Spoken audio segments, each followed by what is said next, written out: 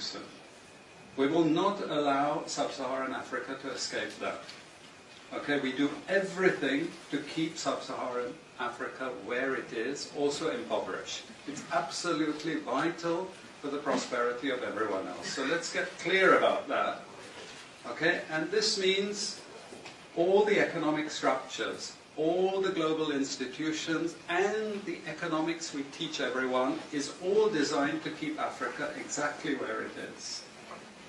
And whether it is Europe or US or now China, it's always the same.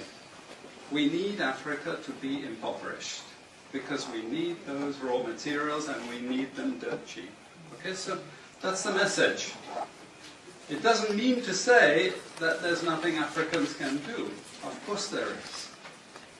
Okay, but this is the opposition that they're fighting. This is what it's about. Because if Africa does do something different, I assure you living standards of all those in Europe and North America and Asia is going to fall.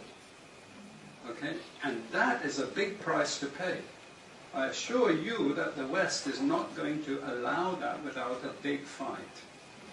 Okay, so this is what it's fundamentally about.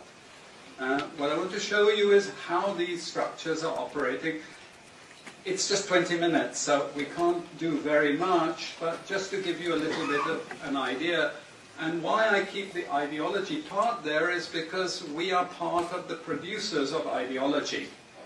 At universities and academic institutions, we are complicit in this whole enterprise. Okay, so the job of many Western academics is to convince Africans they have to keep doing what they're doing. Okay? And to show them it's your fault that you're poor. It's not our fault.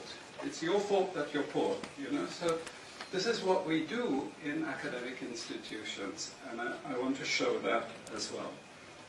We just start. This is what it's basically about, so you know what it's about. But I want to just show you the extent to which Africa is specializing in the production of raw materials and basic agricultural goods. We know the basic forces that have caused this underdevelopment. We know it's colonization. I will not discuss that very much because my colleague speaker is going to go into some aspects of this. But I do want to discuss the global economic structures, the global financial institutions, and economic ideology, briefly, to give you a flavor of those. Let me start with this. You can't really see it so easily, but if those of you who are interested, you want the PowerPoint, I'm sure we can make it available to you. But the thing that you really need to see is the top line. Okay? And the extent of dependency is captured by this statistic at the top. Okay? And you compare it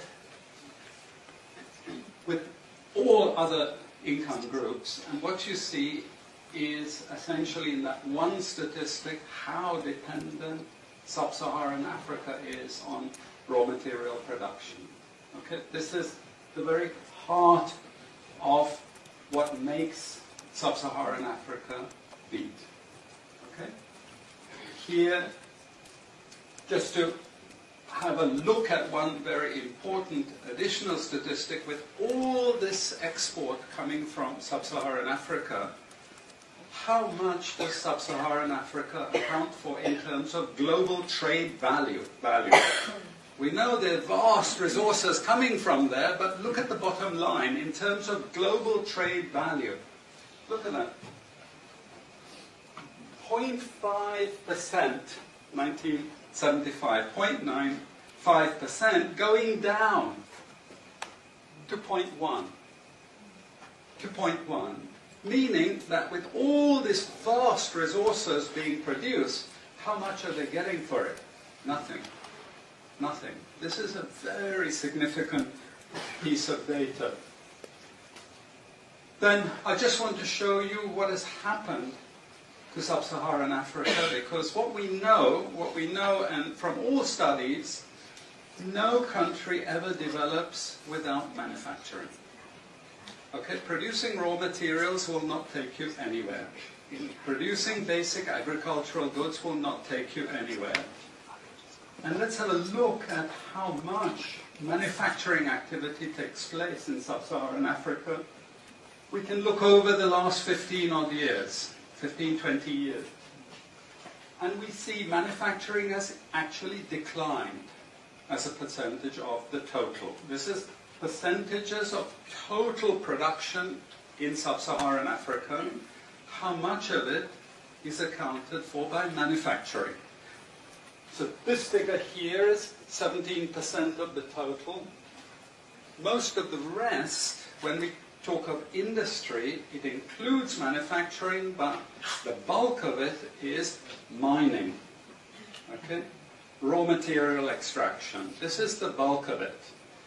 And here we see actually raw material extraction has stayed the same. What has caused industry to fall is the fall in manufacturing production.